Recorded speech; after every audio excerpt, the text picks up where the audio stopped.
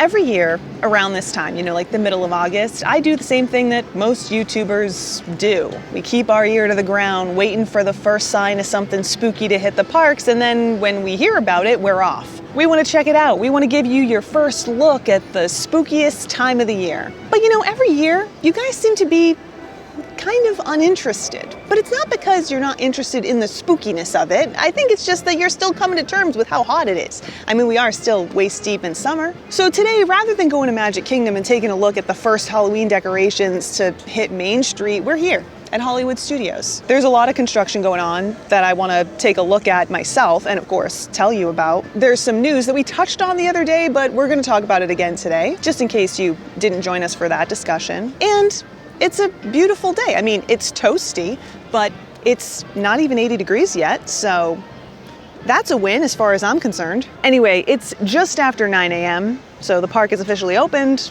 Let's get in there. Also, I brought my MagicBand Plus today. I got some people saying, well, you never use your MagicBand Plus and that's why it died. Yeah, no. I have multiple MagicBand Pluses that I rotate out, so they don't all get used constantly, but I do use them every now and again, especially when I want to do something fun, the interaction, see a nighttime show, ride a new attraction, get the ride photo, you know the drill. But with everything that's been going on with this MagicBand, I want to test its longevity, now that it's fully charged, see where we're at with it. All right, we're in, and we're starting our lap of the park today over by Hollywood and Vine, as well as Primetime, 50s Primetime Cafe, because I do want to do a loop, and I figure since there's a snack that they're offering over in Animation Courtyard for Cool Kids Summer that I've been wanting to check out, maybe we end there, get that snack before we take off. Also, while I'm thinking about it, Hollywood and Vine over here, that's one of the restaurants where Disney Vacation Club members can get a 40% discount during Welcome Home Weeks, which are right around the corner. Now, we're going to talk more about Welcome Home Weeks when they roll around, which is soon, so hang tight, but you won't have to wait long. But here's what you need to know, in a really neat little package for you. So it runs through these dates, and it's kind of this collection of different perks available to Disney Vacation Club members, but not all Disney Vacation Club members. And I'm not just talking about DVC members that are eligible for membership benefits. No, there's certain perks that you can only do if you're staying at a Walt Disney World Resort hotel during the time when this perk is available. Like I said, we'll get more into it later, but there are some discounts on table service dining, like I mentioned. There's a discount on quick service. It's like a one-time use thing, but there's also some freebies like ice cream. There are also some special character meet and greets just for Disney Vacation Club members. So it's a lot. We'll get more into it. Again, it's not available to everybody, but I'm interested more than anything in the discount on dining. In fact, I recently reached out to our channel members about this as well. Asking them where they think we should go to take advantage of this discount, so I can put those at the top of our list. But I want to hear from you guys as well. Of course, if you're looking for that full list of restaurants, I'll put it in the description. More specifically, I'll put a link to Welcome Home Weeks in the description so you can take a closer look. But anyway, let's get this show on the road. Keep making our way around Hollywood Studios. I will say though, I've got a wet backpack now because when I sat down there for a second to have a drink, there was bird poop on the chair, so I didn't want to put my backpack on the chair. I put it down on the ground and it was directly in a puddle. I didn't even notice it was there. So, off to an interesting start today. Not that this is that big a deal. It's not going to ruin my day or anything, but now my butt's kind of wet. So, that's the situation as it stands. Also, we're about to pass by Grand Avenue, and of course, there's a lot of work happening over here. This is where Muppet's Courtyard used to be. Officially, it was called Grand Avenue at the time when it closed, but there is so much going on. I don't know if you can hear the noise, but there are some bulldozers back here. They're tearing down Stage 1 Company Store. I think it's actually completely down now. For those of you who remember this space, there was a big building here. It was called Stage 1 Company Store, and that store was really cute, but it's been closed for a long time. Only open for special events like May the 4th or Jollywood Nights. But yeah, work continues to move on the new Monsters area, which is what's going up over here. In fact, we can take a look at the concept art. It's right here on this wall, so we can see what's coming to this area. It's basically all the same with some minor tweaks, but then we have that new attraction in the back there. So still a lot of questions we don't have answered. We just know about the door coaster, but you know, we'll see how it goes. In one of our past discussions about this, someone said that they have a vacation coming up in 2026 and they're wondering my opinion on whether or not this stuff will be done by then. Almost nothing that Disney is working on, especially the big projects, is scheduled to be done in 2026. Now, we can still look forward to some things in 2026, including the Rock and Roller Coaster being rethemed to the Muppets and Big Thunder opening. I want to say that there's something else that should be on that list as well. If there is, I'll put it here. If not, then there's nothing else on the horizon for 2026, but most everything else is going to be in like 2027 or into 2030. Some of that is just estimates because we don't have official dates yet. But okay, here we are. I think there's something happening back here, but I don't know what. We'll keep our eyes open for it. Remember how I said the other day that sometimes there's stuff going on, but it's not like a big project, so it's not like announced or really focused on by Disney? I think there's some of that stuff happening here, but we'll see as we kind of make our way around. All right, just about wrapping things up here in Star Wars Galaxy's Edge. I will say there are a lot of characters out and about kind of wandering around, which is great. You know, this area was supposed to be like a different type of storytelling area here at Hollywood Studios, like you were stepping into the movie, which we could have a long-winded discussion about that and how that doesn't really fit in Hollywood Studios. Hollywood Studios is a weird park.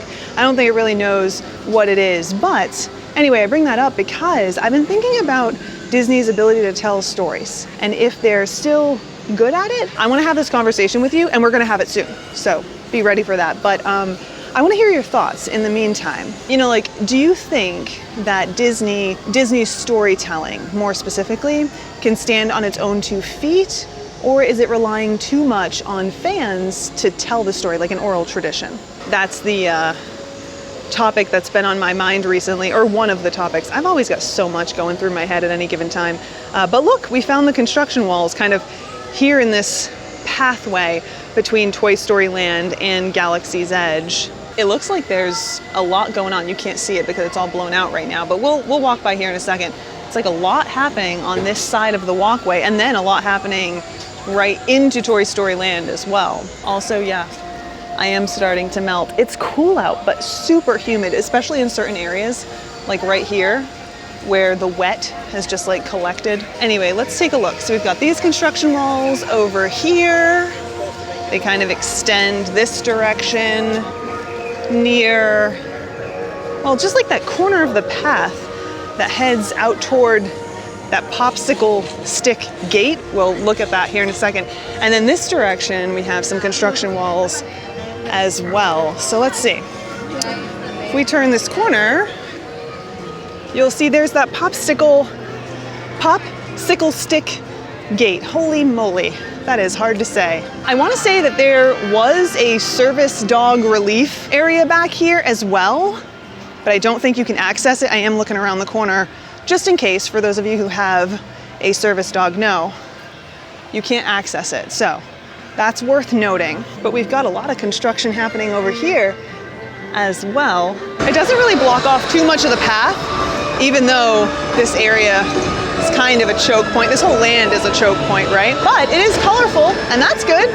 So we're about to leave Toy Story Land, or actually we kind of technically have already left Toy Story Land, and I pulled off in the shade to have a drink and noticed that there's another service dog relief station, another area for your working dogs. Here, we're just beyond the giant Woody. He's like right here, you can't really see him. And it's tucked away in this corner by this gate, this fence, this area. Now, for your reference, if you happen to visit with a service animal, there is information about this in the My Disney Experience app, but there's also a special map for guests with disabilities, and you can find information about that and other accommodations for other disabilities in that paper map as well. We'll take a look at one before we head out. I've only ever seen them at the front of the park, but they do have them and they are very useful. So we'll take a look and give you an idea of what to expect. But all right, we've made our way into Animation Courtyard, where you can find the Little Mermaid musical. Currently you can find Star Wars Launch Bay here.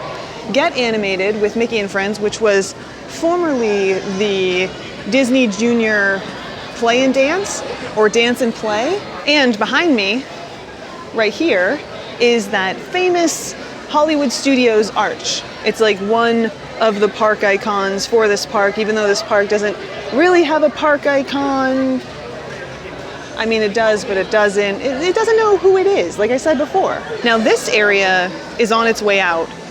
Disney announced that they are going to be updating Animation Courtyard. They actually announced that quite some time ago, even before the Little Mermaid musical reopened. And you know, at first, we didn't know what exactly that was gonna mean, but now we do. So this area is going to be completely changed. Now, don't worry, the Little Mermaid musical, that's not going anywhere. That's gonna stay, but the arch is gone. We're gonna get a new show, and Launch Bay, it's on the chopping block, baby. And I know so many of you are so excited for that, because this right here behind me, it's been kind of lackluster. And you know, it's kind of excessive in this park, because we do have 3 separate Star Wars areas. We have Galaxy's Edge, Star Tours, and this. So we definitely don't need this, but what we're getting is pretty exciting. I'll tell you something I'm excited for, and that is a treat from this little refreshment corner. I haven't heard anyone talk about this, so we're gonna get something and see how it is. Now look, the way I do things here on the channel, especially when it comes to things like food, is if I see a menu item that sounds interesting to me, I'll make note of it and then we'll grab it if we can, but I don't do any research into it. I like to embrace the spirit of adventure, you know? And today, I did just that. I've been hearing about this coconut melt, these coconut melts, and I've been thinking, oh, that sounds so good, I should grab that next chance I get. And I did, but I might be kicking myself a little bit because we're looking at a prepackaged snack here, okay? And since we're already here, I also got a refrigerated oat bar in strawberry. I've never had anything from this brand before, but it's no sugar added, this is organic, and we're already here, so let's give it a go. This was like $3 and change and another $3 and change, so really not bad, but like a total of $9 for both of these things. I'm still gonna try it. Oh. I don't think it's supposed to look like this. Everything's kind of stuck together in one giant piece, but you know what? It's fine. This is organic and dairy-free, mango, vanilla. It's very good. These actually remind me of, well, a little story about Russ and I. There was a time where money was very tight, and so we were stopping at the local farmer's market. This is when we were living in Japan. We'd stop at the local farmer's market and buy bananas. They had these little like island bananas, and they were so cheap and helped us stretch our budget. But one of the ways that we did that was dehydrating them and making them into like banana jerky. This tastes like that. They're kind of chewy. They're pretty good. I like that. This is also designed for the little ones. It says toddler right up top. Honestly though, pretty good snack. I can't complain. But now let's take a taste of this granola bar.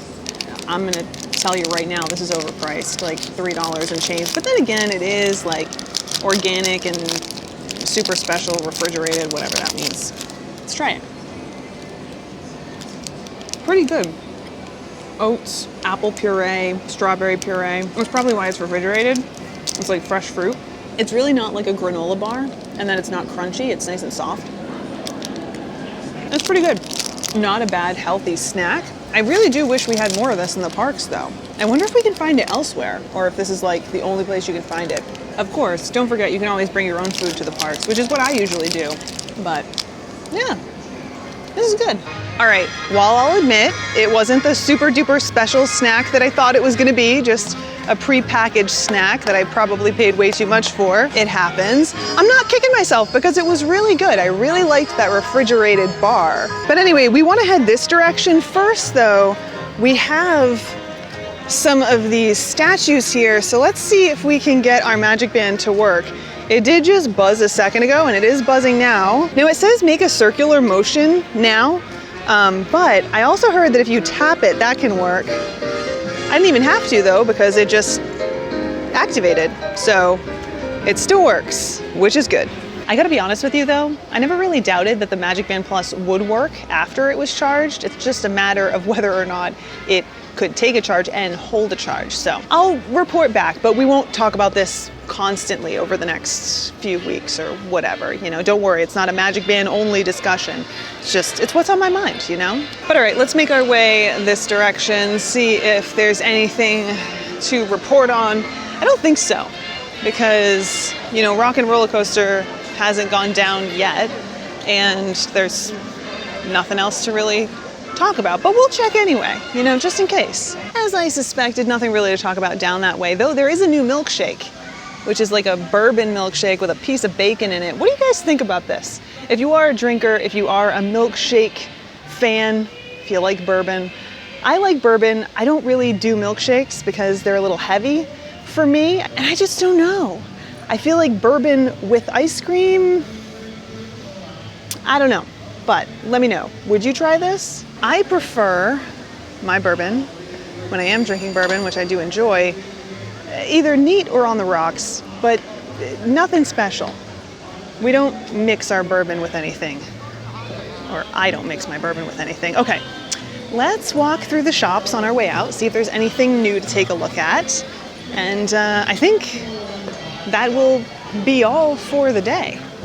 That's like it for our trip to Hollywood Studios. Of course, Halloween is here, so we've got a lot of Halloween merch. Here, a few pieces that we haven't seen before. There's the spirit jersey and this reusable bag, which I think is super cute. I love this Halloween version of the castle. And then we have this bag, which is really cute as well.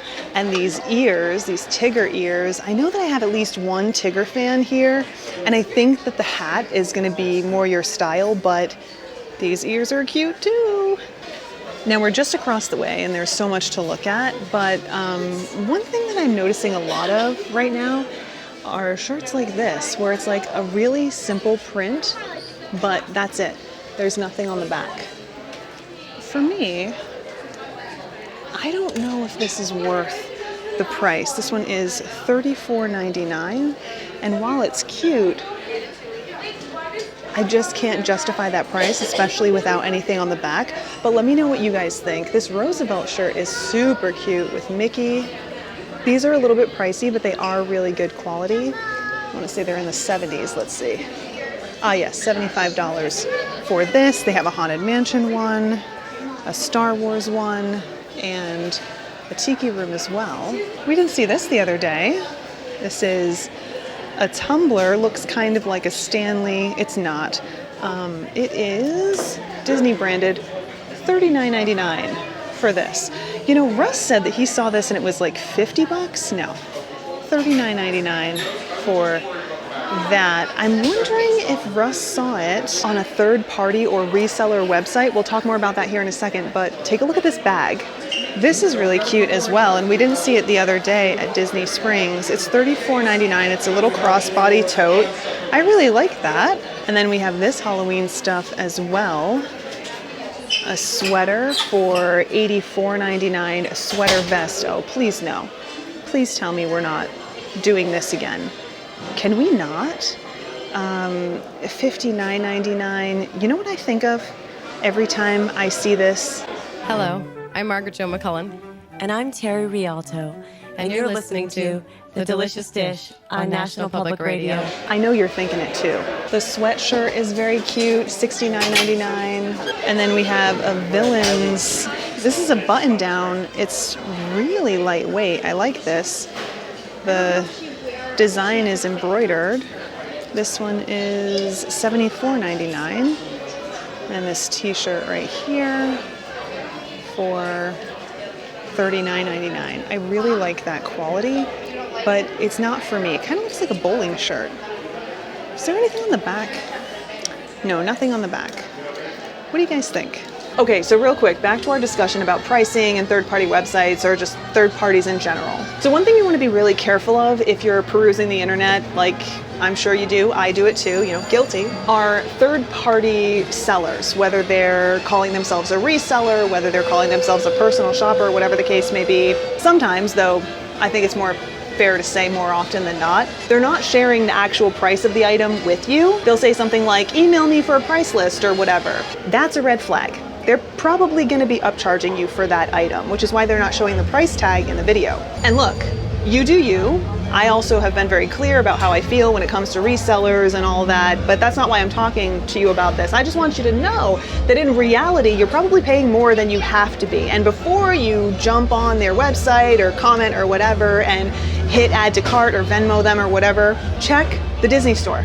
Because the Disney store has a lot of the stuff that you can find here in the parks. And while there are some rare cases when it's more expensive on DisneyStore.com, there are also a lot of times when it's cheaper on DisneyStore.com than it is here in the parks, which is why you should always check, even if you're here on vacation, because you can order it there and have it shipped right to home. But you might be paying less than you would be if you went with this third-party seller, you know? So just know what options are available to you before you just go, oh, I have to get this because it's selling out. It might not be. It might be available online. Anyway, let's head out.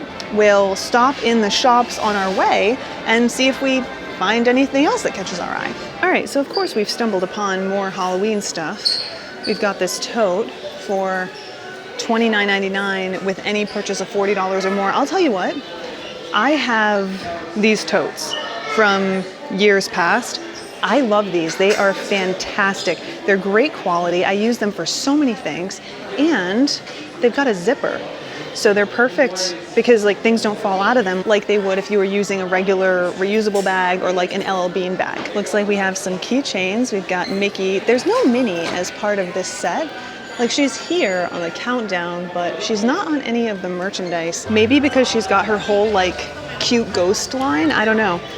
We also have some Halloween bark. This is $24.99 and it comes in a really cute tin. By the way, this design looks very similar to a collection of Disney Halloween stuff that you can find at Target. I haven't gone myself to check it out, but I did see a super cute crew neck sweatshirt that was like $24, much more reasonable than what you'll find here, but also adorable, you know? And I know they have some other stuff as well.